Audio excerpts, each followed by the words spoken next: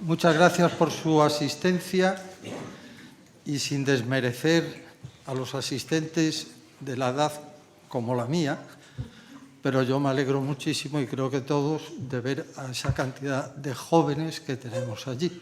Así que muchas gracias por venir. Bueno, hoy tenemos pues una de las conferencias, la segunda de este curso, y nos queda, ya les adelanto que nos queda una tercera en el mes de diciembre. Y tenemos con nosotros a don Luis Ventoso, al cual hay que agradecerle, primero, que aceptase la invitación de venir, y en segundo lugar, yo no sé si está en condiciones de hablar, porque ha llegado a la 1 en tren y a partir de la 1 no ha parado no le hemos dejado andar, exceptuando que hemos ido a comer. Sí. Le hemos hecho un recorrido por todo Jerez que yo creo que se ha quedado muy satisfecho. Bueno, Luis Ventoso es un gallego de La Coruña que estudió la licenciatura en Ciencias de la Información en Navarra, la Universidad de Navarra, y actualmente sabrán ustedes que es el director adjunto del Debate, que es el periódico digital de la Asociación Católica de Propagandistas, y que supongo nos hablará, aparte del tema en concreto, pues también nos contará cosas del debate y de la importancia que tiene pues, que el debate exista hoy en día. Bueno, antes del debate él fue director de Diario 16, director adjunto de ABC y de La Voz de Galicia. Y tanto en el ABC como en La Voz de Galicia, pues yo creo que su carrera profesional ha ido vinculada con la de Bieito Rubido, porque Bieito fue director de esos dos periódicos y hoy en día es el director del Debate. En su etapa en el ABC, él estuvo 3 años de corresponsal en Londres y él siempre dice que además coincidió con unos hechos muy significativos que vivía allí, como fue el referéndum en Escocia y el periodo del Brexit.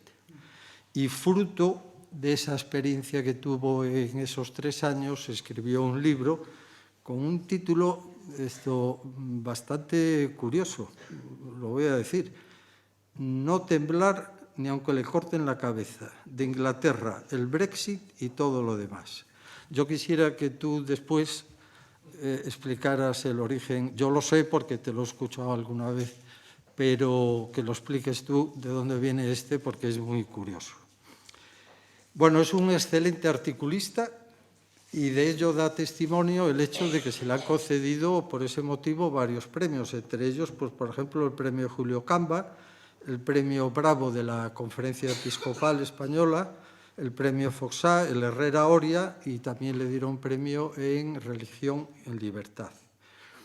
Si ustedes han leído sus artículos, podrán haber visto que tiene 2 aficiones, aficiones o características. Una que es muy anglófilo, con todo lo que se significa para lo bueno y lo malo, como él explica muchas veces, y luego que le gusta mucho la música, siempre que sea buena. Bien, pues yo no quiero entrar en introducir el tema, porque ustedes han venido a escucharle a él. El tema, como saben, es la importancia de decir la verdad en los medios de comunicación. Así que, Luis, tienes la palabra y adelante. Bueno, muchas gracias, Juan, por tu generosa introducción. Gracias a la CEP de Jerez, que estoy encantado de estar aquí, porque Jerez solo había estado en la estación de tren y evidentemente me había perdido bastantes cosas.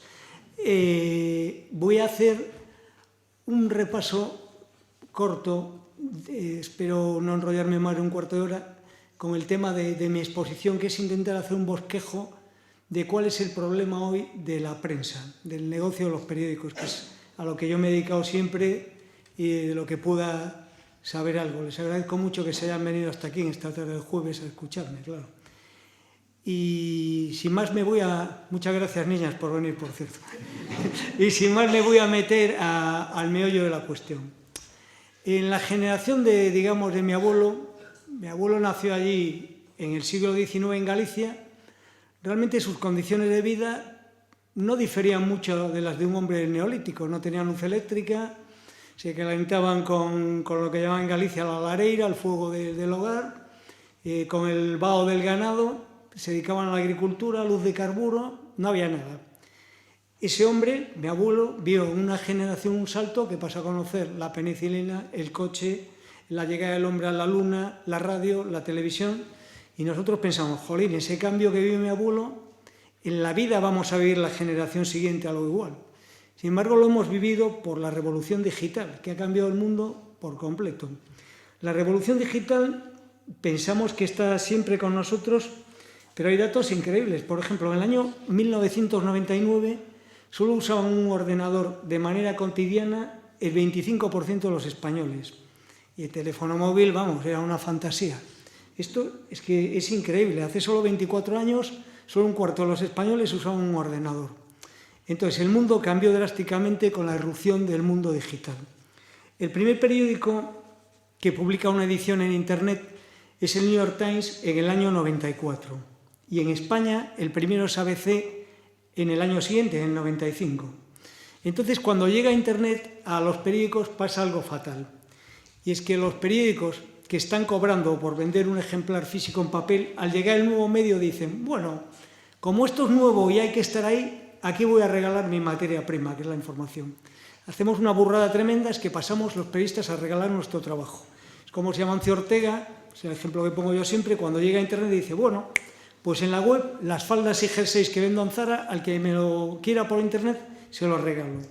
Entonces, a partir de ese error primigenio, cascamos el negocio, porque pasamos a gratis lo que estábamos cobrando.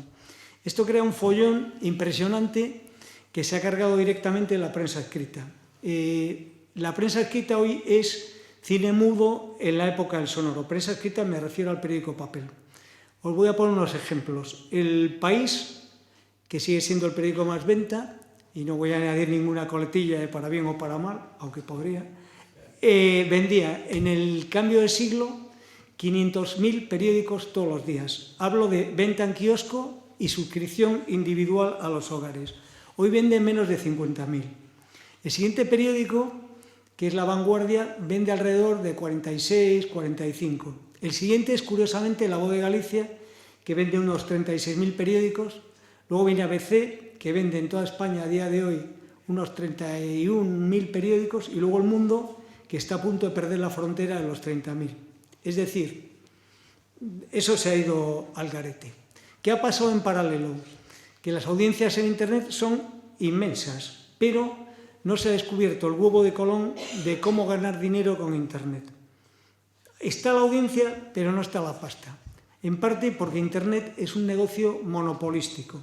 Es decir, Meta y Google se llevan el 40% de la tarta publicitaria.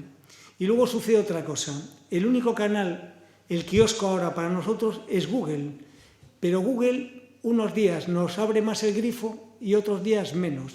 Entonces yo voy a trabajar el debate, ponemos unas noticias estupendas, pero si ese día Google, digamos, ha abierto un poco menos la espita, tenemos menos tráfico. Es como si en el mundo del periódico de papel, de repente los kiosqueros dijesen, no, hoy en Jerez solo te voy a abrir un 20% de los kioscos. O no, hoy porque me ha dado el toque te los abro todos. Ese es el panorama que tenemos. Entonces es una situación muy complicada. Esto ha generado un problema muy grande en el sector de la prensa española porque pierde todo dinero. ¿Y por qué pierde dinero? En buena medida porque se ha quedado con las estructuras muy grandes de cuando sí ganaba mucha pasta, porque los negocios en los años 90 del siglo pasado eran un magnífico negocio. Entonces las empresas se han quedado con unos talleres enormes de obreros para imprimir el periódico, con unos grupos de informáticos en plantilla muy grandes y con unas estructuras directivas increíbles. Yo cuando estaba en Vocento, allí había 13 directores generales. En el debate no hay nada. Hay un gerente, un director de publicidad y un presidente que es estupendo, que es Alfonso Bullón, que es el presidente de la CDP. Esta es la estructura que tenemos. Tenemos un modelo mucho más sencillo. Pero las viejas empresas se han quedado con esa carcasa. Entonces, ¿qué pasa? Que no viene el dinero. Me hacía gracia, me reía yo un poco solo estos días viendo los resultados de Prisa que titulaban «Se reduce la deuda de Prisa considerablemente». Y leías el primer párrafo y decía «El país perdió 13 millones de euros en el primer trimestre del año». Coño, si eso es una reducción de deuda, perder 13 millones en 3 meses, pues es una nueva aritmética a los negocios que yo todavía no controlo bien, ¿no?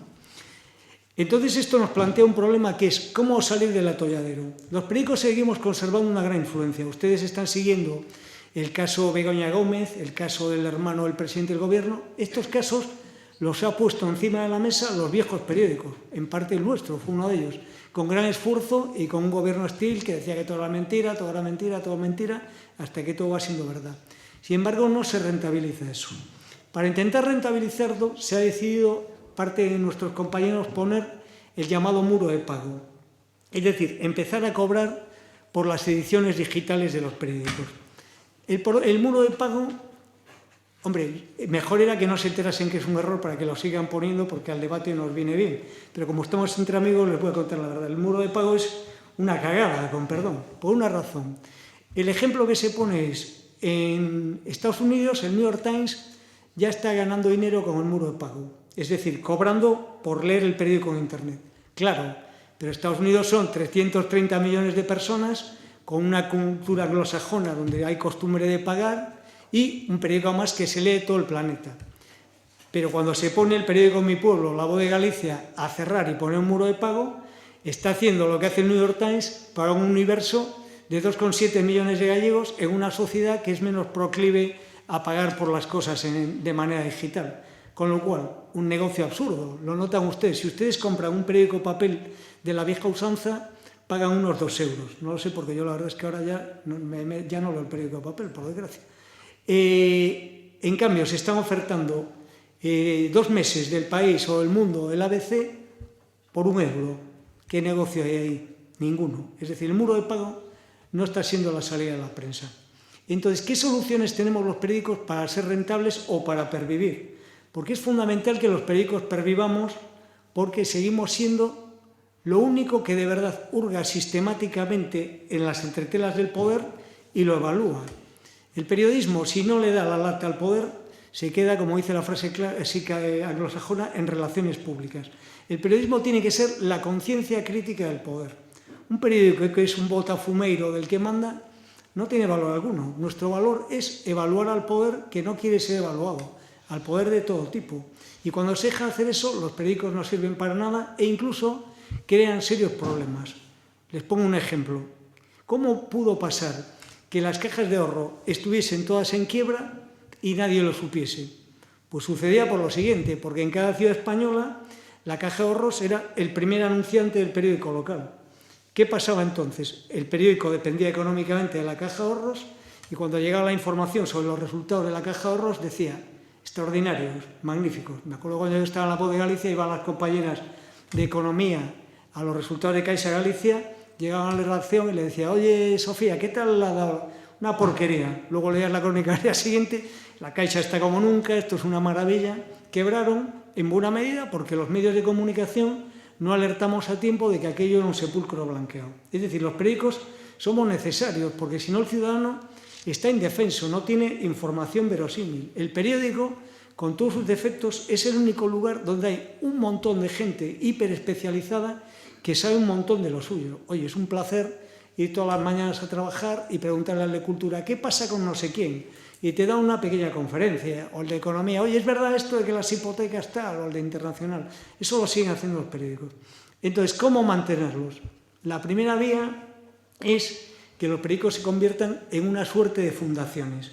Es el modelo del Guardian británico y esto consiste en que hay un grupo empresarial que tiene un ingreso con otro concepto, pero quiere tener un periódico. Lo quiere tener y lo mantiene un poco, digamos, entre comillas, a fondo perdido. El periódico tiene que intentar ser rentable, alcanzar un break-even, pero la fundación dice, yo quiero un mensaje y lo mantengo. Es un poco el modelo de la CEP. La CEP dice, yo quiero un periódico en España que dé la doctrina social de la Iglesia, que defienda los valores de la Constitución, la gran cultura española, nuestra gran historia, nuestro idioma, y estoy dispuesta a sostener este periódico. Hombre, nosotros nos cuidamos de acotar el gasto al máximo e intentar hacerlo rentable en un más breve tiempo. Pero hay un respaldo que dice, yo quiero tener esta obra casi social y mantengo el periódico. Eso es una vía de futuro para los periódicos. Otra vía de posible salida para que vuelvan a ser rentables y sostenibles sería que los monopolistas, Google y Facebook, nos paguen algo por alojar nuestras informaciones.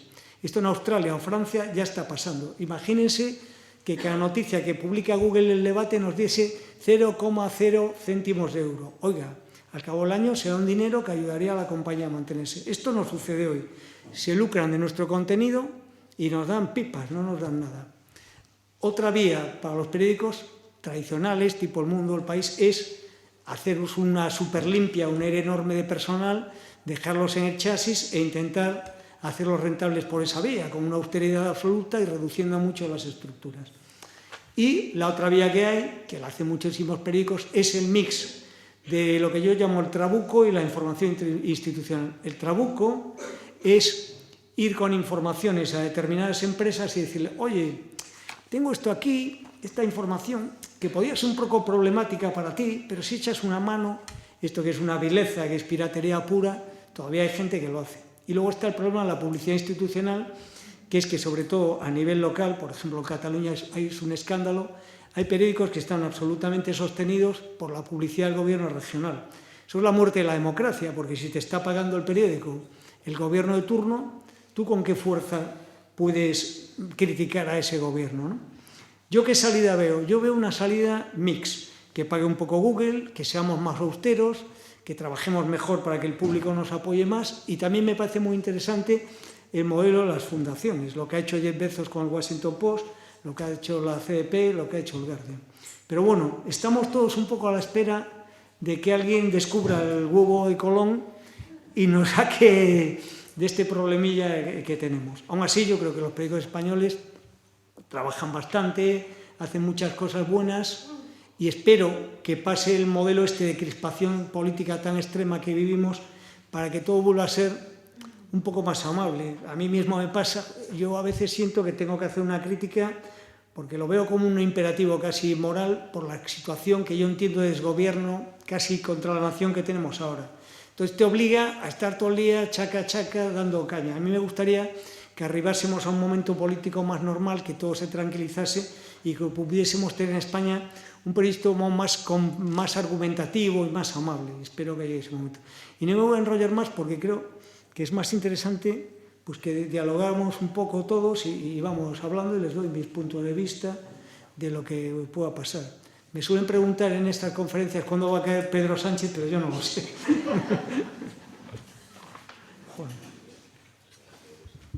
Bueno, vamos a ver, de lo que has dicho, que has hecho un planteamiento de cómo está el periodismo hoy en día, lo que parece que se deduce de todo lo que dices que hay una relación entre, como el tema a tratar es la importancia de decir la verdad en los medios de comunicación, parece claro que hay una relación entre capacidad económica o autonomía económica para poder decir la verdad.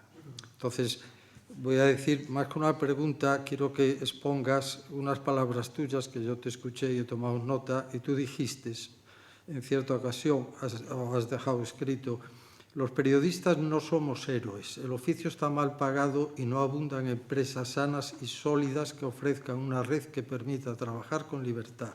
La verdad se defiende cuando se dispone de libertad económica y se cuenta con los valores honorables del editor. Claro, ustedes como público nos ven a nosotros, los periodistas, y nosotros tenemos el ego muy inflado como pavos reales y nos creemos muy importantes. Ah, qué bien, estoy aquí sentando cátedra, pero nosotros no somos lo importante. Nosotros, en realidad, somos marionetas a la expensa de que haya buenos editores. El editor es el propietario del medio. Si tú tienes un editor que es una veleta, no tiene unos principios claros, tú estás vendido, porque llegas ahí. Voy a poner un ejemplo que todos vamos a entender. El principal periódico que decía antes en ventas todavía en España, que es el periódico líder en el ámbito de la izquierda, hoy es propiedad de un señor que es de origen armenio, nacido en Francia, que tiene un fondo de capital riesgo en Londres y es el propietario de ese grupo empresarial en España. Y está asociado con capitalistas mexicanos y cataríes, y tienen el conglomerado empresarial Prisa en España. Esa gente realmente, el objetivo principal de la empresa para ellos, ¿cuál es? Pues intentar ganar dinero haciendo negocios en España. Dado que los periódicos tienen ahora mismo un problema económico, ¿cuál es el interés de tener el periódico en España? Pues que es una palanca para hacer negocios con el gobierno en otros ámbitos. Entonces tú llegas a una situación que dices, oye Pedro, yo te apoyo en todo y tú a cambio me abres una puertecita, ¿qué podemos decir? En Indra, que va a ser el embrión del Gran Grupo de Defensa Español. Entonces tú a cambio de que te van abriendo puertas en negocios regulados por el Estado, pues aceptas un acuerdo y a cambio yo te digo a todo que sí. ¿Qué provoca esto? Que se levanta el de turno una mañana y dice, amnistía inconstitucional. Pues tú dices, vale, pues el periódico te la va a apoyar. ¿Qué les provoca eso a los periódicos, a los periodistas que trabajan allí? ¿Ustedes creen que los periodistas que trabajan en el país son partidarios del cupo catalán y de la amnistía? Probablemente más de la mitad no. Pero claro, hay que vivir y la gente se ve obligada de opinar ayer no a la amnistía, a opinar a la mañana siguiente sí a la amnistía, porque me lo han dicho aquí mis jefes y si no paso esta línea me voy a la calle. Nadie se quiere ir a la calle porque el mundo del periodismo no está muy bollante, no hay mucho empleo, no hay grandes sueldos y oye, perder el trabajo y más a determinadas edades es un lío de la leche. Esto refleja la importancia clave, vital de la propiedad. Y el público no nos damos cuenta de que parte importante de los medios españoles ahora mismo son de propiedad extranjera, sobre todo en el mundo de las televisiones. Y esto es la leche, porque, por ejemplo, el grupo de Telecinco era propiedad de Berlusconi y ahora de sus herederos. Berlusconi en Italia era un gobernante de derechas. Paradójicamente, en España, en cambio, hacía televisión de izquierda. ¿Por qué? Porque España para él no era un interés. A él le daba igual qué iba a pasar aquí, si esto iba a bar, si iban a gobernar. No, él lo que veía es ¿cuánto dinero podemos ganar en España? Preguntó a los directivos y algún directivo le dijo, pues mira, yo creo que la mayoría social allí es de izquierda y de centroizquierda. Pues hagamos tele de izquierda que así tenemos más gente y ganamos más dinero. Porque no le importaba a Berlusconi España. Y a los de Agostini que tienen ahora el grupo A3 Media no les importa España, les importa en la medida que dinero. Por eso es vital saber quién es el dueño del periódico de turno y qué principios editoriales tiene. Yo ahora tengo a gala trabajar en el periódico de la CDP, estoy encantado porque trabajo en una organización que dice, oiga, mire, yo tengo este decálogo, defiendo la Iglesia, la manera católica de ver la vida, defiendo la historia de la cultura española, la Constitución, el orden democrático que tenemos razonable. Pues es una cosa que a mí me parece honorable y está defendida por un señor concreto, que es nuestro editor en este momento, que nos apoya para poder defender esas ideas y todo el marco de juego está claro para nosotros y para nuestros lectores. Pero no es siempre así. Me ha hablado una persona aquí que está escribiendo en un periódico en Madrid de supuesta derecha. Pero es que el dueño de ese periódico de supuesta derecha, con la otra mano, tiene una tele de izquierdas que se llama La Sexta y otra medio pensionista que se llama Antena 3. Eso no es serio. No puede ser por la mañana de Podemos, al mediodía de PSOE y a la noche. No, no es una manera que yo creo que germine en un periodismo sano. Entonces hay que mirar mucho y rezar incluso para que vuelva a haber grandes editores en España con principios. Es muy importante para el país. Perdón que me he enrollado un poco. Bueno, yo tengo una serie de preguntas para hacerle, pero a mí me gustaría que si alguien tiene alguna pregunta, pues que levante la mano. Y espero de los jóvenes, déjame que haga una pregunta y te voy a dar la esta. Tú acabas de decir que los periódicos son necesarios y debe de ser porque es la conciencia crítica. Claro, lo que pasa es que hoy en día las conciencias son muy amplias.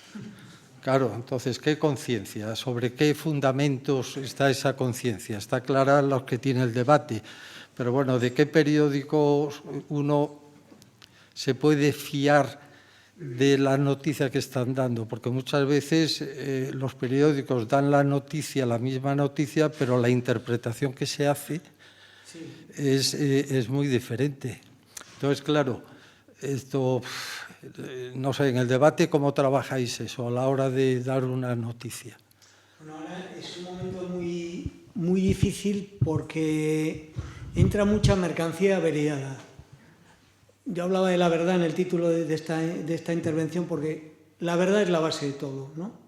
Los periódicos nunca van a ser objetivos, porque todos tenemos nuestras líneas editoriales perfectamente respetables, salvo que sea una cosa extrema, y nuestra manera de ver el mundo, la vida y todo. Pero lo que sí hay que hacer es respetar la verdad. Y luego ya cada uno, oiga, los hechos son sagrados, las opiniones libres.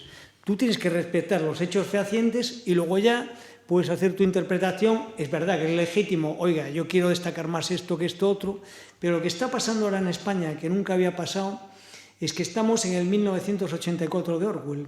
Empezó en la política y se está trasladando al periodismo. Y es que el blanco es negro y el negro es blanco según convenga al gobierno. Esto no había pasado. En la época de Polanco, por ejemplo, El País, si una noticia no le convenía, la daba, una noticia grande, de verdad digo, la daba más chica, pero la daba. Ahora directamente se omiten las cosas.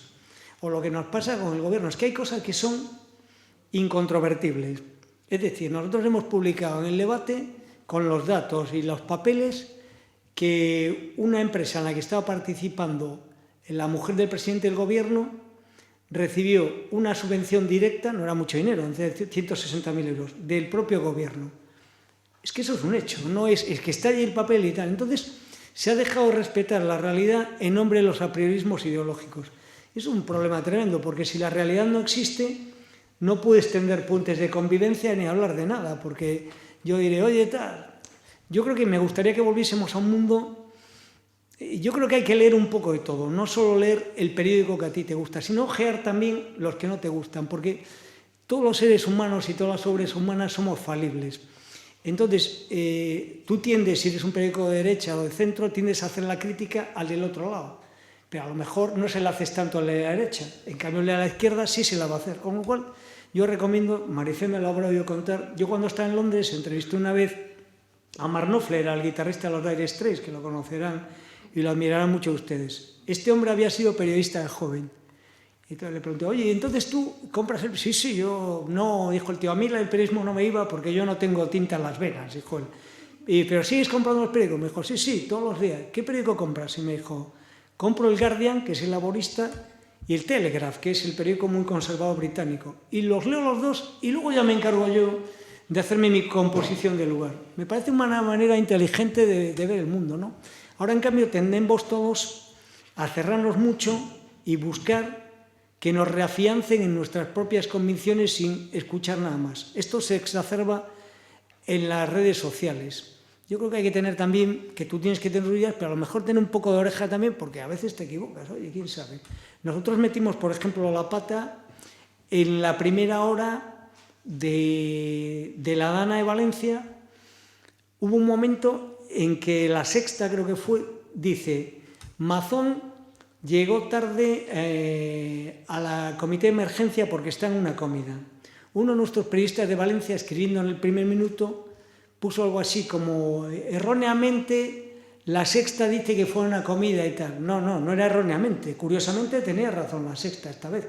Cosa rara, pero esta vez tenía razón. Inmediatamente rectificamos la noticia, la corregimos y es un bochorno para nosotros. Porque nosotros la principal preocupación que tenemos todos los días en el debate es que lo que decimos sea verdad. Porque eso es la base de todo. Y eso es una marca que creo que estamos consiguiendo. Contaba este día un propagandista veterano, Daniel García Pita, que esto al debate ya le viene de lejos. Le contaron a él, lo descubrió hace poco, que durante la Segunda República Española, en la época gloriosa del debate, en la Unión Soviética, en Rusia, llegaban allí, enviaban de cada día 4 ejemplares del debate, allí los rusos. Y porque decían los comunistas soviéticos que este periódico es muy conservador, pero siempre dice la verdad de lo que pasa allí. Pues eso es a lo que estamos aspirando nosotros, que digan, oiga, el debate a mí no me gusta el subsidio. Pero lo que allí dice, ojo, que va a misa, nunca mejor dicho. ¿Querías hacer una pregunta? Habla un poquito más alto, por favor. ¿Sí?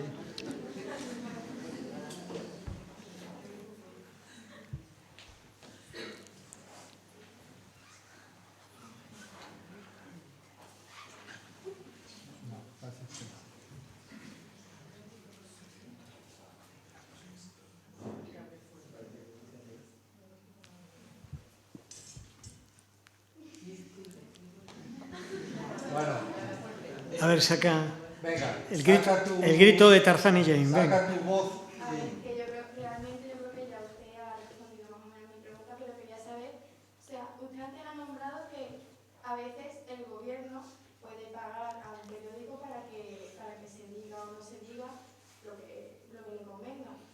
Y que la manera en la que el periódico critica al gobierno pues, se puede ver pues, limitada.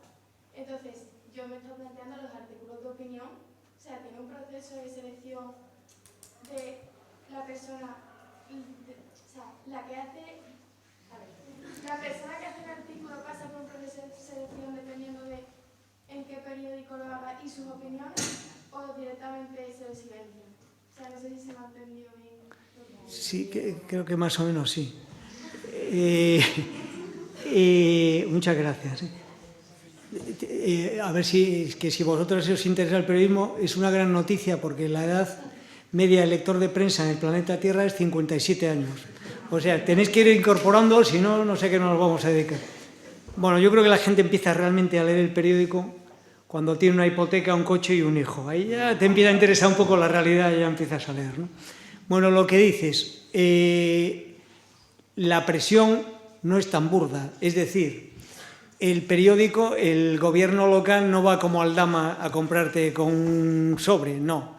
Simplemente te hace una inversión publicitaria al que se la hace, que en algunos casos decanta la diferencia entre perder o ganar dinero. Imagínate, yo trabajé en un periódico, Galicia, que si faltase algún día la subvención de la Xunta, acto seguido no sería rentable. Evidentemente, estás un poco dependiente, poca cera le vas a dar.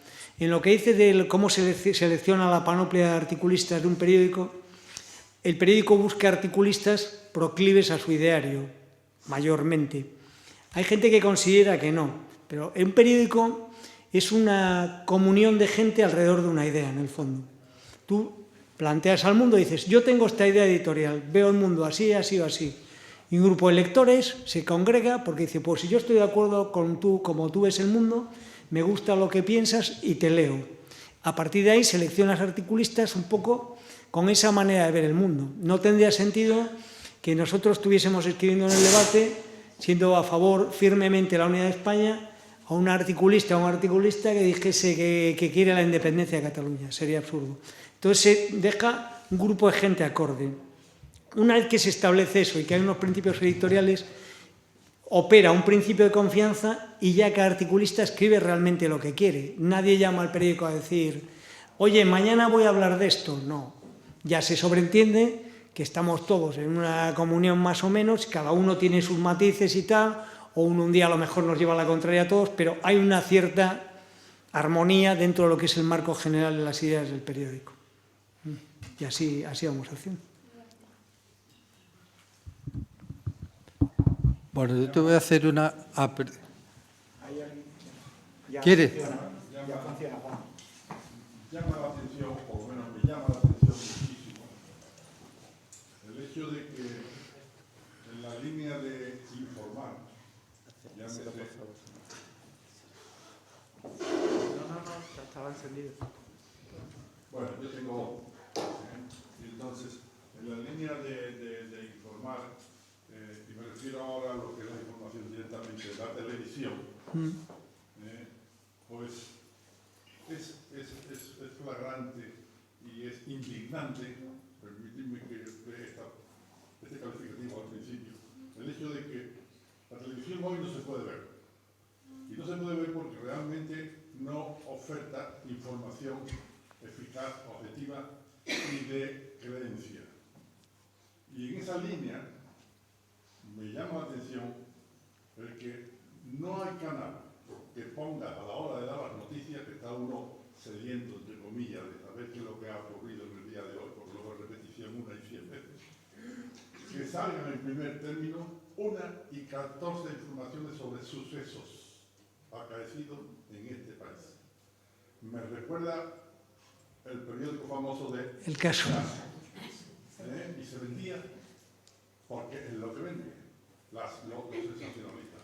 Bueno, pues ¿cómo se concibe que desde el principio, o las primeras noticias me digan que ha violado, que ha matado, que ha robado, que ha ocupado incluso la chingapinga, con lo grande que es el mundo.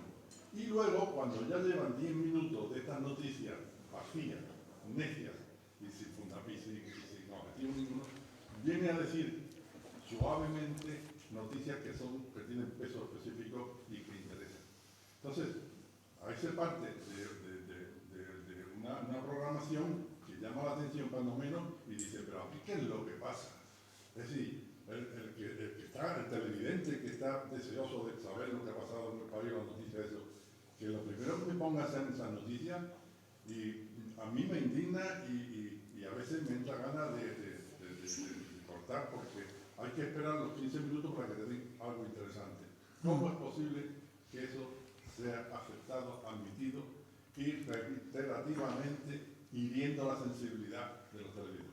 Bueno, pues le voy a decir una cosa. Eso es lo que ha existido siempre, desde que hay medios de comunicación, porque por desgracia el público es así.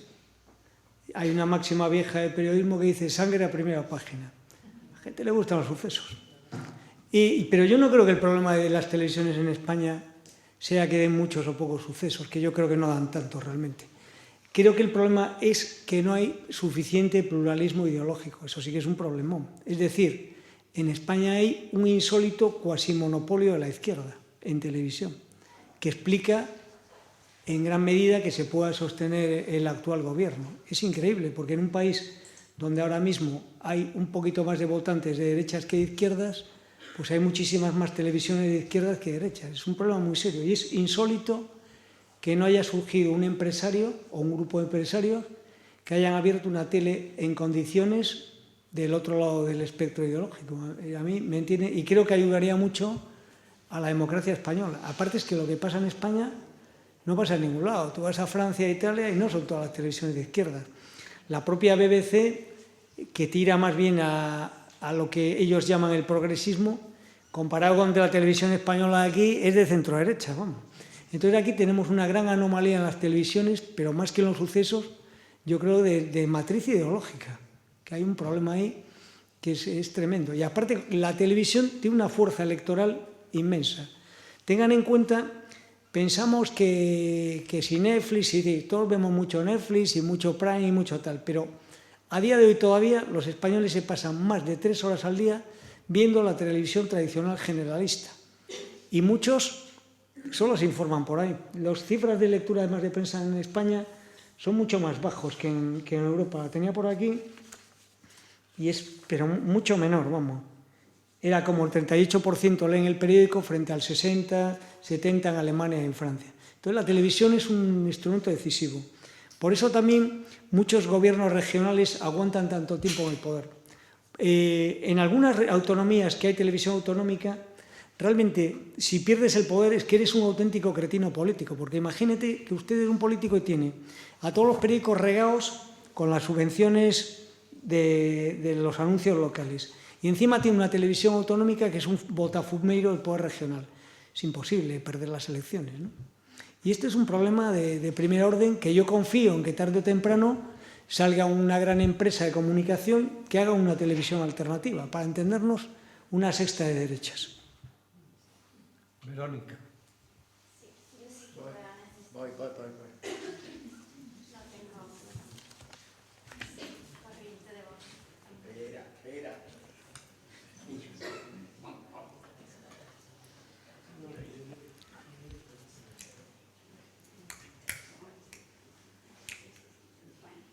si no gritas. Hola. Bueno, voy a intentar levantar. Claro. Antes que nada, muchas gracias por la introducción. A ti. Y por el maravilloso resumen recorrido de cómo la situación, ¿no?, del periodismo hoy en día. Yo tengo 2 preguntas. La primera respecto a la calidad de la producción periodística, y me refiero al hecho de que la dependencia de aquellas plataformas como Google o como Meta, de la que depende que los usuarios, los lectores lleguen a la noticia, lo que ha producido es que realmente, más que titulares que informan, lo que estamos viendo son titulares diseñados estratégicamente para llegar a conseguir un clic en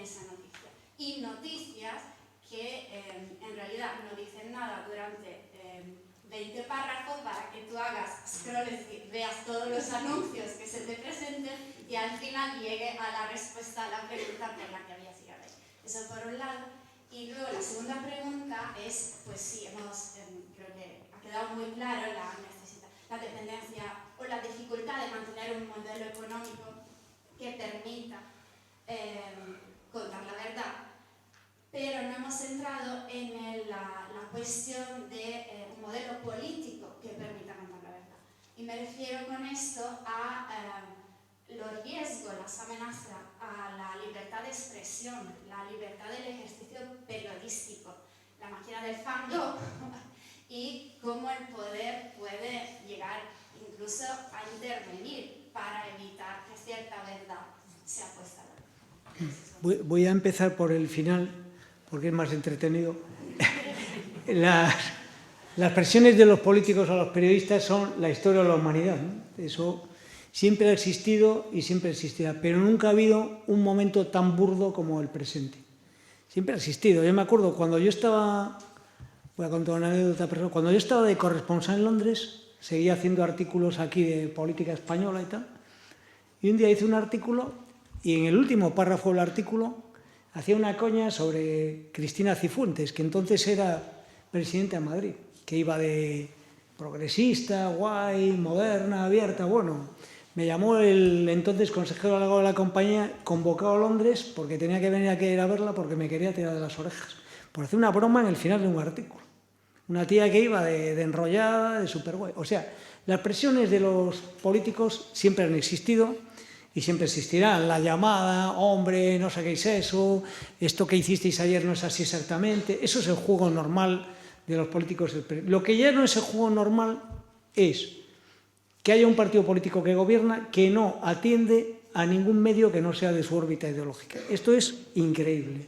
Es decir, que ningún ministro de Sánchez ni Sánchez dé entrevistas fuera de los medios de izquierda es increíble. Oye, yo me acuerdo, el propio Rajoy, nos gustará o no, pero daba entrevistas en La Sexta, en El País y en la SER. Los atendía porque entendía, oye, no son los de tal, pero yo los tengo que atender porque soy el presidente de todos los españoles. Ese era el juego que teníamos hasta ahora. En el debate hemos pedido entrevistas por escrito y formalmente a todo el gobierno y a todos los políticos del PSOE que nos han interesado. Nos ha atendido este que ha caído en desgracia, Juan Lobato, que tuvo la dignidad, a lo mejor por eso se lo han cargado, tuvo la dignidad de venir a la redacción del debate, estuvo muy cortés, le hicimos las preguntas que quisimos, además, hablándolo con él, le decíamos, es que sois hasta burros. Si venís a hablar con nosotros, estáis transmitiendo vuestro punto de vista a otra parte de la sociedad que nos vota, que podéis exponer vuestros argumentos, no solo a vuestra parroquia. Y la otra persona que nos atendió fue una vez Margarita Robles. Fuera de eso, es un muro de hielo.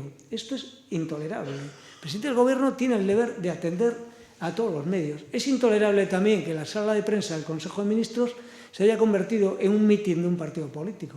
Que los españoles hemos dejado, no supimos parar las cosas a tiempo. Es decir, el día que entra el nuevo gobierno en el poder y en un sitio que debe ser aséptico de todos los españoles, como es la sala del Consejo de Ministros, pon unos eslogans ahí de propaganda electoral, teníamos que haber ya dicho todos ese día, no, eso es de todos nosotros, usted no puede poner ahí los anuncios de su partido, eso es un espacio institucional neutro.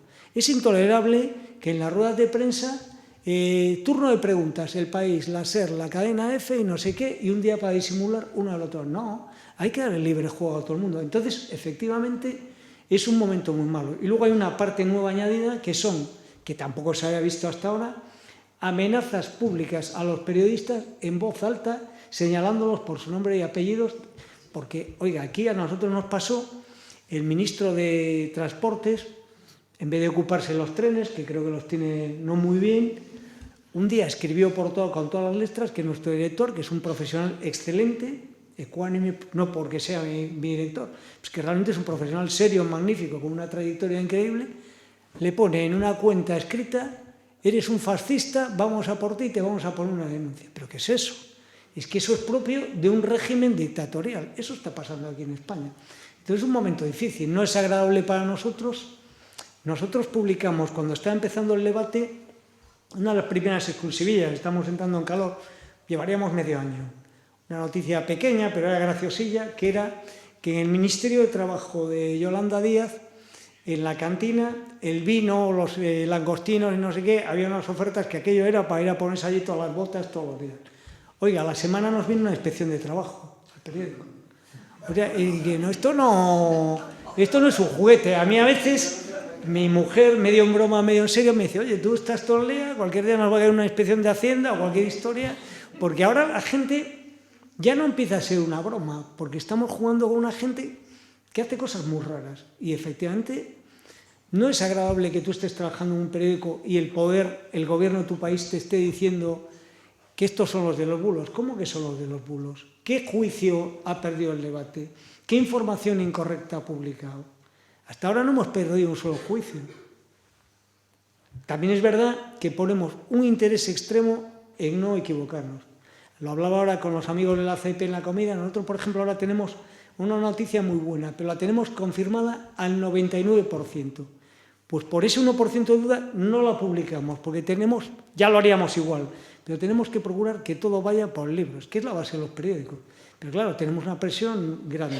En lo que decías de Google, efectivamente, es una guerra que yo tengo también. A mí me pasa, me pongo negro cuando un redactor pone la maravillosa ciudad española que encanta a los americanos, y empiezas a leer, y en la última línea pone Jerez. No, esto es que estamos tratando al público por imbécil. Yo creo que no hay necesidad, si trabajas bien, de correr detrás de Google. ¿Qué pasa? Hay una cosa, ¿saben ustedes lo que es el Discover? El Discover. Discover es, Google tiene una cosa que, acorde a tus gustos, a lo que tú vas leyendo, te saca inopinadamente en el teléfono una batería de noticias que te las ofrece. Entonces, si una noticia se te mete ahí, en ese menú, esa noticia se dispara en lectores. Entonces, hay una serie de periódicos que trabajan intencionadamente buscando meterse ahí. Eso prima normalmente las chorradas. Entonces, hay periódicos que trabajan para, como has dicho tú, para el clickbait, para meterse ahí. Pero no es necesario. La experiencia del debate, yo perdonen que hable bien de nuestro libro, pero ¿qué le voy a hacer? Es muy positiva en ese sentido. Nosotros, cuando sacamos el periódico, tomamos una decisión aparentemente suicida. Decidimos no dar ni una línea de telebasura. Si ustedes se fijan en el debate, no existe la Isla de las Tentaciones, el First Days, la braga de tu tía y todo eso, no damos nada. Pues esta información de este tipo, a periódicos respetables como El Confidencial, le supone más de un cuarto de los lectores. Lo que es la información. Nosotros hacemos información social tipo Hola e información de televisión interesante. Pero todo esto lo hemos retirado del periódico. No nos ha pasado factura. Es más, creo que hemos ganado lectores porque mucha gente se siente confortada al estar en un periódico donde dice, oye, mira, estos piensan como yo y encima no tengo que estar viendo toda esta morralla que estoy hasta las narices. Pero esa decisión la tienes que tomar, arriesgarte y ver cómo funciona. Y afortunadamente nosotros estamos teniendo en el debate un crecimiento del tráfico directo. Hay tres formas de tráfico. El que te entra por Google, el de los que ponen el debate y vienen al debate, y el de las redes sociales. En España, Google aporta en torno a la mitad del tráfico. El tráfico directo viene a ser, si eres un periódico sano, en torno al 30 y tantos, 40, y luego hay un 10, un 8 de redes sociales. Nosotros el tráfico directo, que es el valioso, porque es el que depende de ti, son los que sí quieren leerte, nos está subiendo un 11% de un mes a otro. Eso es una salvajada, porque cuando yo llevaba la web de ABC, si nos subía un 3%, decía, oh, vaya mes hemos hecho, qué bien va esto. O sea, nosotros estamos notando una comunión muy grande con el periódico y estamos muy agradecidos y muy contentos. Pues, o sea, que no creo que sea imprescindible correr detrás de Google desesperadamente. Mira, una pregunta, porque a los lectores muchas veces nos gusta saber un poco la trastienda que hay detrás de un periódico, ya sean anécdotas o, no digo cotilleos y tal, pero sí. Entonces, supongo que en el debate recibiréis en unas ocasiones presiones, ya sean de tipo político y tal, y supongo que también, porque a veces los políticos, cuando les interesa, llaman a un periódico para que tú le saques, le hagas una entrevista y tal. Hasta donde tú puedas contar, siempre que se pueda contar, Cuéntanos alguna anécdota que hayáis vivido en el debate en los dos sentidos, o sea, ya sea por presiones o sea porque os buscan para que los saquéis. En general, yo soy poco partidario de estar todo el día comiendo con los políticos, porque cuanto más amigo te haces del político, pero sí, realmente hay una intimidad. Yo alguna vez whatsappeo con algunos, claro, y tal, pero no te creas que es una cosa constante. Los políticos en general, cuando vienen al periódico, porque claro, en esta situación anormal que tenemos, solo vienen los de más o menos de nuestra órbita, es decir, Vox y el PP, los otros nos tienen vetado. Se comportan bien, educadamente, y nosotros procuramos hacer las preguntas pertinentes. Lo que sí quiero decir es que hacen bien las niñas en irse porque les iba a no recomendar el periodismo. El periodismo se ha convertido en una pesadilla ahora, a la hora de trabajar. Cuando yo empecé a trabajar en los periódicos, a finales de los años 80, bueno, era otro planeta. Entraba, la redacción del periódico era como la niebla de Londres en los años 20. Se veía una nube de humo de tabaco, olía a ducados que apestaba. Algunos tenían un cubata encima de la mesa. Entonces el sistema laboral era, llegamos hacia las 12 de la mañana a leer el periódico, charlar, luego bajamos a tomar el aperitivo, nos íbamos a comer, volvíamos hacia las 5 de la tarde, ahí ya nos poníamos a hacer un poco el periódico, con unas máquinas de escribir con papel de calca, aquellas noticias se metían en un tubo, luego las componían en plomo abajo, a las 10 y pico los jóvenes 11 nos íbamos, los veteranos iban a cenar y luego volvían a cerrar el periódico de todo. Y volvían de aquella manera, vamos, era un ambiente un poco bohemio. Había barullo en las redacciones, la gente se reía, había anécdotas, tal. Ahora entras en un periódico, es que parece la sacristía de una iglesia, hay un silencio de la leche, todo el mundo está en el ordenador, porque es que no hay manera, porque el periodismo internet es de dos velocidades. Es decir, si ahora se cae este edificio, con nosotros dentro, Dios no lo quiera, el periódico Geraz tiene que hacer dos cosas. Inmediatamente subir a la web, se ha caído el edificio y hay tantos tal, pero en paralelo ya tiene que estar haciendo un vídeo, estar haciendo un podcast, tiene que intentar contar, ya investigando, por qué el edificio tenía fallos de estructura y falló. Tiene que estar buscando el testimonio del obispo, contando tal. Es decir, tienes que hacer un huevo de cosas a la vez, que antes solo cerrabas el periódico una vez al día, con lo cual no tenías mayor prisa. ¿Esto qué provoca? Que yo ahora, en vez de ir a las 12 de la mañana al periódico, por ejemplo, llego a las 8:30 de la mañana y estamos todo el día, y acabamos a las 9 y pico de la noche. Es como una picadora de carne humana, estamos todos allí, los chavales trabajan una barbaridad y esas prisas a veces van en detrimento de la calidad del periodismo porque se produce el efecto periodistas del mundo copiados los unos a los otros. Se ve una noticia y con las prisas tiende a copiarse. ¿Por qué mató esta semana la agencia EFE al escritor de Patria, Fernando Aramburu?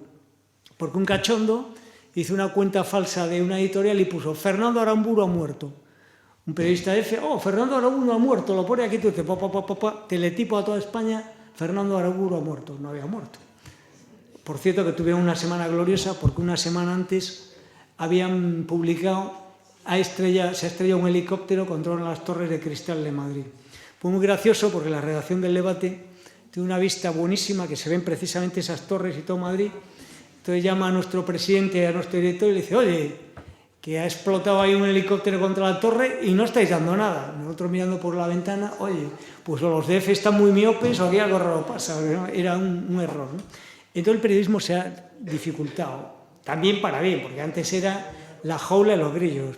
Voy a contar una anécdota. Cuando yo estaba en La Voz de Galicia, publicamos una noticia que era que en un Tío Vivo, Carrusel, en un pueblecito de las afueras, en las fiestas patronales, había salido una víbora de un agujero, un caballito, había mordido a una niña de 7 años y la había matado.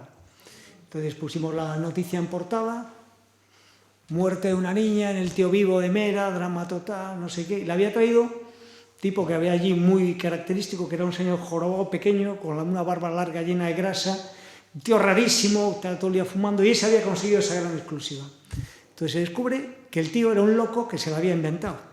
Entonces lo llama el director, se llama Torre Cervigo. Lo llama el editor y le dice, oiga Torre, pero usted, ¿qué ha pasado? Y le dije el tío al director, de estas exclusivas tengo las que usted quiera.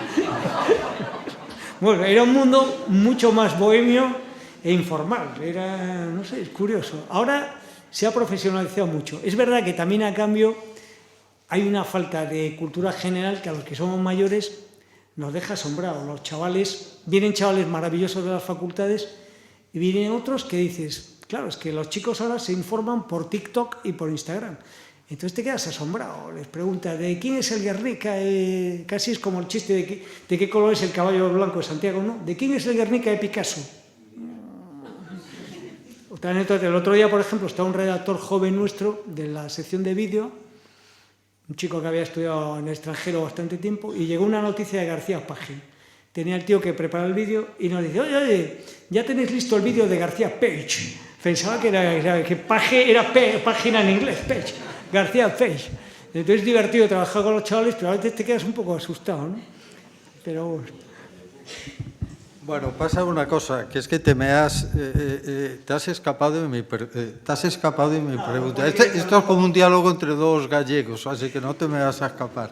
Quiero decirte, a ver, ¿alguna vez que hayáis tenido una presión porque vais a publicar una noticia en algún caso? Supongo que en 3 años alguna habréis tenido. Las presiones son constantes. Cuando estábamos en ABC, dimos la exclusiva de que Sánchez había plagiado la tesis, aquello fue una tensión de la leche. Tenemos un burofax de la Moncloa a las 8 de la mañana diciendo que se iba a querellar. Y estamos esperando la querella todavía, ¿no? Entonces, sí, las tensiones, claro que las hay. Eso es inevitable, va con el asunto. ¿Alguna pregunta? Muy bien, venga. ¿La Leonardo? Venga, con buena voz. Los jóvenes que actualmente tenemos pensado dedicarnos, bueno, en un futuro cercano, al periodismo, y vemos, como usted ha dicho, bueno, actualmente en una situación nefasta, bueno, en el país en general, y sobre todo también por temas económicos, como usted ha nombrado, bueno, para vivir, porque en un futuro queremos vivir, y también temas de una presión, bueno, no sé, de una presión por parte también de ciertas opiniones, o sea, donde apoyamos nuestra ilusión y nuestra voluntad ante esta situación como, o sea, nuestro miedo, porque tenemos miedo de todo, donde apoyamos nuestra ilusión y voluntad de querer dedicarnos a eso ante lo que nos encontramos. Bueno, yo creo que hay, si estás pensando dedicarte al periodismo, yo creo que hay buenos empleos de camarero en un restaurante chino. Ahora está mejor. No, hablando en serio. Ahora, yo en general intento desanimar a todos los chavales a que estudien periodismo. A los hijos de mis amigos que están en edad escolar los intento desanimar, pero no del todo. Les digo solo una cosa. Si quieres ser periodista, solo si eres un chalao absoluto que estás dispuesto a ir a trabajar con un poseso y con una gran confianza en ti mismo y porque notas que tú tienes una valía especial. Pero si vas a ir al periodismo a empatar a cero y querer trabajar poco, es lo peor que puedes hacer, porque es muy desalentador. El periodismo envejece muy mal si no prosperas, porque imagínate, tú entras a trabajar en un sitio, el primer día que estás sentado en una sección de internacional allí subiendo las noticias, es muy interesante. El segundo también, de repente ya tienes 32 años, sigues cobrando lo mismo, sigues haciendo las mismas noticias. De repente ya tienes 40, sigues haciendo lo mismo. Si no promocionas y vas a más, es muy ingrato. Y el envejecer en las redacciones es muy... Y luego es un oficio de horarios fatales. Es la madre de todos los divorcios, porque eso es una locura, claro. No sé, yo ya, si hago un inventario de las cenas a las que no he llegado por ha pasado tal... Me acuerdo una vez que estábamos en Londres, que había venido mi compañero Ramón Pérez Moura, por no sé qué. Fuimos a cenar a un sitio maravilloso en Londres, fuimos porque invitaba a Ramón, que yo no lo pagaría aquello, pero bueno, ahí estábamos, fenomenal, una tertulia estupenda, empezando a tomar el aperitivo del postre y tal, y de repente me entra a mí un pitido, un yihadista acuchillado 4 en el Borough Market, que es donde mataron a Ignacio Echevarría, el héroe del monopatín. Pues allá tuve que dejar a Ramón con el pudding y el puro y me tuve que ir allá corriendo. Eso es un poco el periodismo, es muy fastidiado. Ahora, bonito, sí, es bonito porque lo que os decía al principio de la chapa que os estoy dando, por el tema de que ofrece ir a un sitio a trabajar todos los días, donde hablas todos los días con un montón de gente que son expertos en lo suyo. Eso para mí no tiene precio, es que es una maravilla. Tú vas, trabajas en un banco, imagino que hablarás todos los días de las cosillas del banco y tal, pero es que hay de todo tipo de gente que sabe un huevo. Y también la gente que pasa por allí. Esta semana, el lunes, estuvo Abascal en el periódico. Bueno, tiene su gracia estar allí conspirando con él, preguntándole, por cierto. Me dijo que las encuestas estas tan altas que le está dando, que él no tiene tanto todavía, que cree que es mercancía averiada para desinflarlo al revés. Y eso es muy bonito. Los periodistas se da la circunstancia de que siendo una profesión mal pagada y tal, te codeas con la crema del poder de un país. Entonces tendemos a sentir que nosotros somos también la crema del poder, pero no lo somos. Es un poco paradójico. Es muy bonito, pero muy fastidiado. Pero bueno, tú inténtalo. Manolo. Bueno, se comenta en muchísimas ocasiones la existencia de un equipo de opinión sincronizada. En el sentido de que tú ves tertulia y ves a determinados periodistas que un día opinan una cosa y el día siguiente opinan lo contrario según por parte del gobierno reciben instrucciones. ¿A ti te consta que existan periodistas o grupos de periodistas que estén financiados por el gobierno, por las instituciones públicas? Yo creo que ahora mismo directamente, es que no hace falta, porque con financiar al medio que les paga, ya está. Porque ellos tienen lealtad al medio que le paga. Hombre, es muy doloroso, tiene que ser tremendo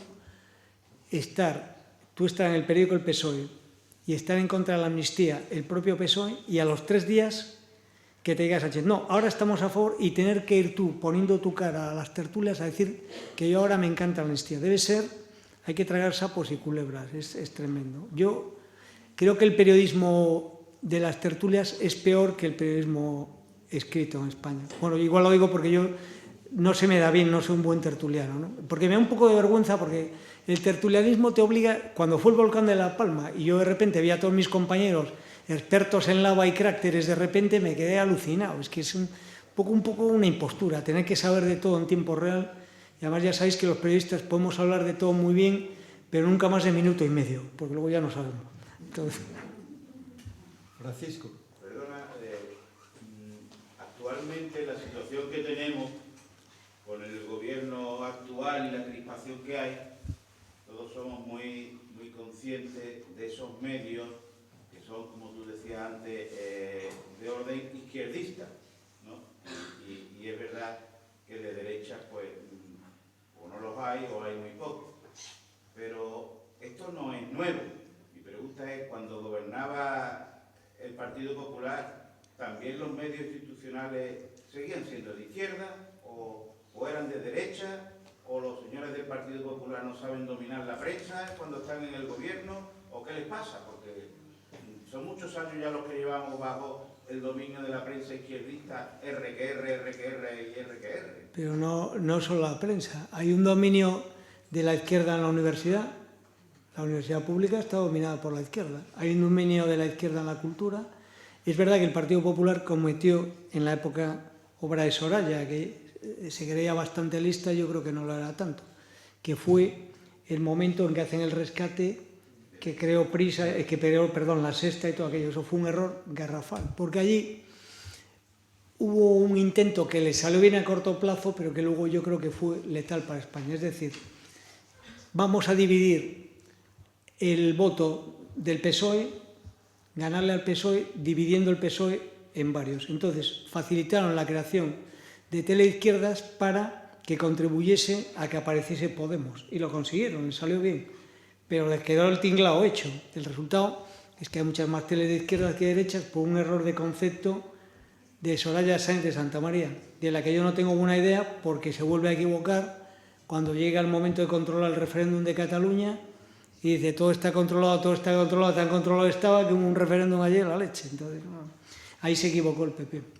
Ahora, no estaba en prensa escrita, sí hay pluralismo. Oiga, ABC, Mundo, tal.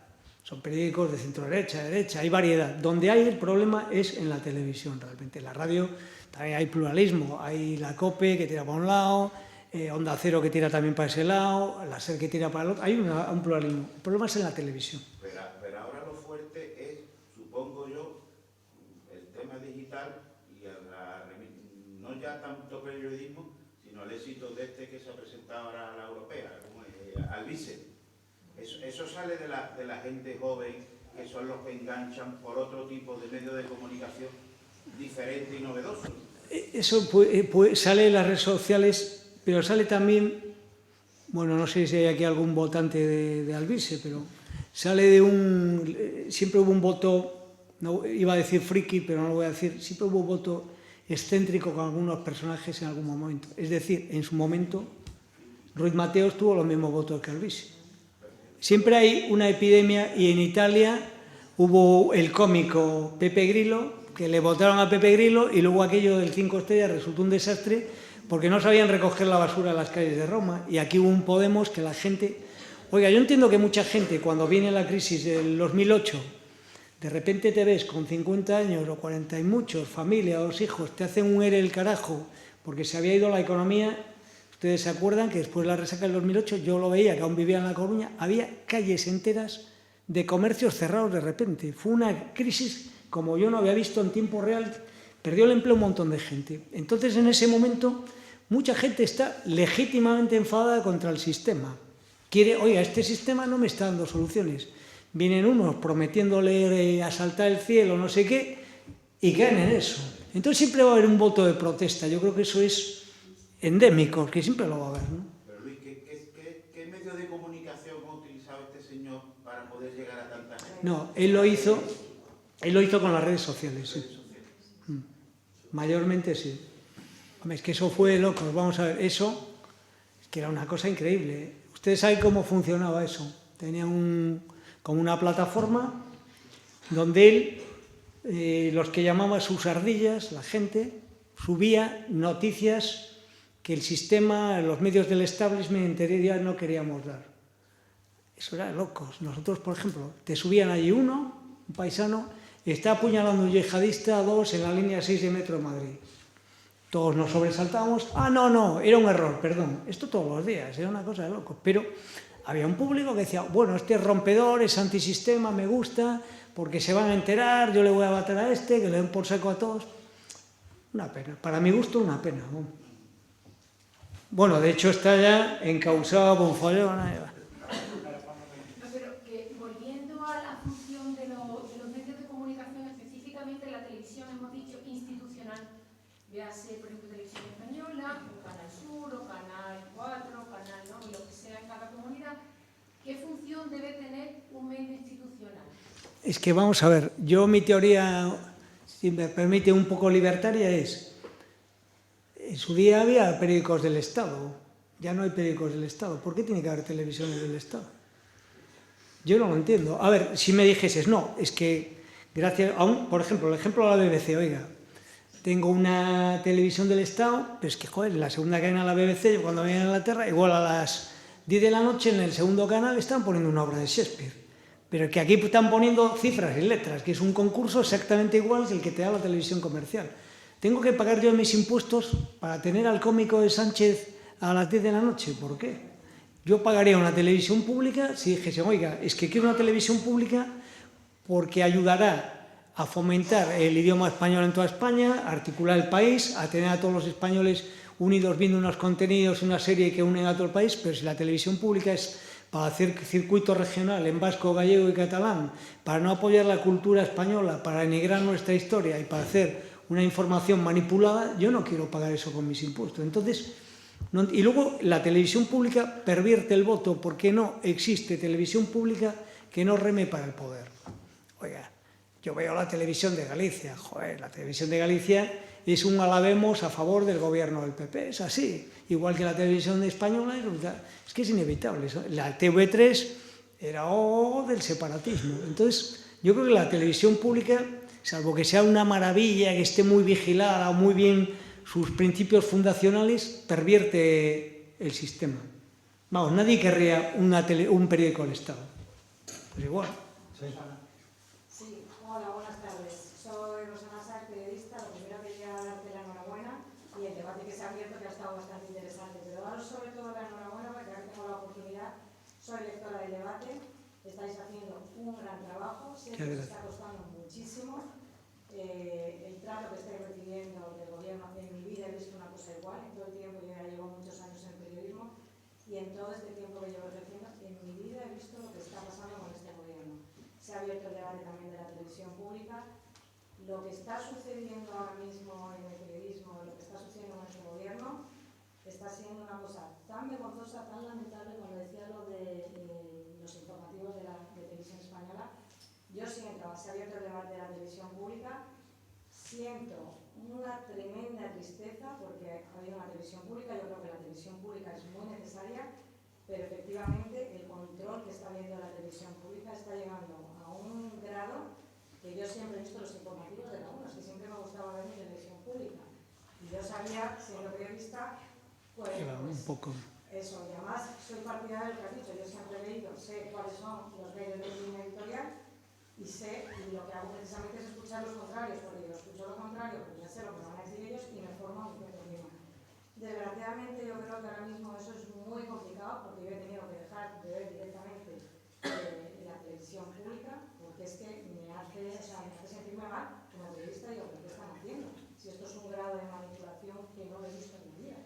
Unos informativos que abren con unas noticias que dices, pues estamos con el tema de Aldama. El otro día sí era cierto la polémica que se ha abierto con que el informativo había abierto con la revuelta, con la polémica de la revuelta. Yo esto lo cuento porque llevo en redes también. Yo no quería entrar en esa polémica de la revuelta y los miedos, pero cuál fue mi sorpresa, que ya digo que no veo ya los informativos de la UNO, pero lo puse porque estábamos con el tema de Aldama y digo, voy a ver qué trato le va a dar la televisión pública al tema de Aldama. Y me encuentro que está viniendo con la revuelta. Es cierto. Y digo, ¿cómo? O sea, estaba en ese momento alucinando. ¿Cómo puede tener en este caso? ¿Cuál es mi sorpresa? Que llevo una semana viendo en las redes sociales cómo periodistas, que es lo que más me llama la atención, están mintiendo en las redes sociales. Entonces, lo que planteaban estas niñas me da mucha pena, porque tenemos una profesión preciosa, muy bonita, pero ahora mismo, como bien decías, es pura vocación. Ellos están dejando la piel porque están requiriendo, como digo, que no vaya a tu periódico. Es que el gobierno tiene que ir a todos lados, claro. Que da igual. Y es que está dando, como bien decía, la oportunidad de ir al sitio y que tú a ese público que no tienes, que no es tu votante, le están dando la oportunidad de que explique lo que hacen. Entonces, darle la enhorabuena. Y luego decirle que si tienes verdadera vocación, yo sí te lo recomiendo, pero como bien te dice, tienes que tener mucha vocación, muchas horas de trabajo, y en tu familia lo tienes que comprender bien, porque si no, mucho divorcio. No, pero oye, muchísimas gracias por tu apoyo y por tus palabras. Pero lo que dices de la tele es tremendo. Ayer, ya se me mezclan los días, es que ya pasan tantas cosas cada día. La entrevista de Carlos Herrera con Aldama. Hombre, tú puedes decir tal cual, pero es indudable que un tío que ahora salió a la calle, que está acusando al gobierno de unos hechos gravísimos, hace unas declaraciones y encima llega a decir una cosa tan llamativa como temo por mi vida y la de mi familia porque este gobierno es capaz de todo, eso tiene un alcance informativo que tú no lo puedes obviar, seas de derecha, de izquierda, del otro lado o de Honolulu, lo tienes que dar. Pues bien, esas declaraciones no merecieron una coma en el telediario de Televisión Española. Eso es intolerable. Y también es intolerable que haya presentadores que son directamente tertulianos de parte. Oye, la época de Urdaci con Aznar arrimaba en las cuales ardía de una manera excesiva también. Pero es que lo ves ahora y era un bendito comparado con lo que se hace ahora. Es que lo que hace es insólito, insólito. Una cosa nunca vista. Una pena.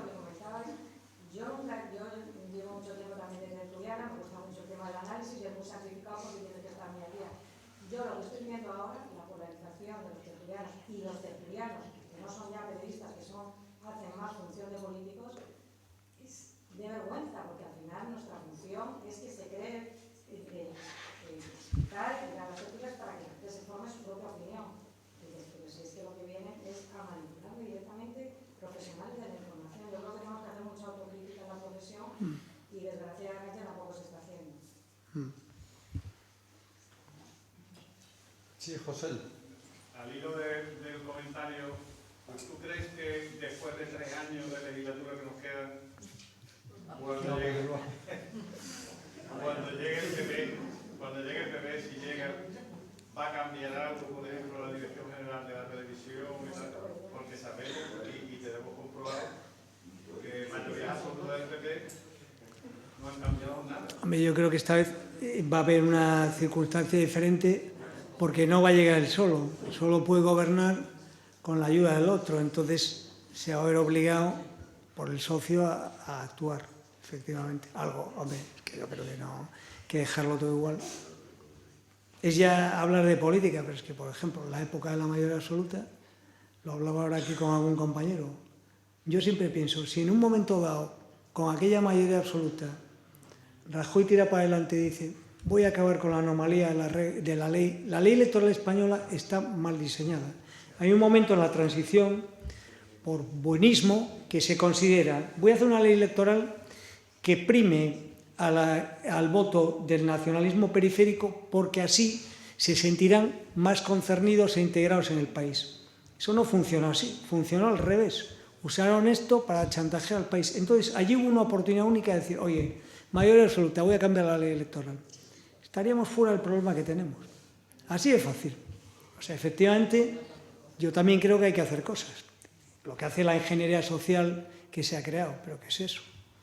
Hay que cambiar muchas cosas. Esto de las niñas de 16 años abortando, el aborto como un derecho, las cosas tremendas.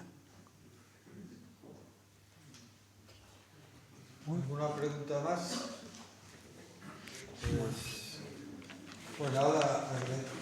Oye, muchísimas gracias por vuestra paciencia, porque esto me...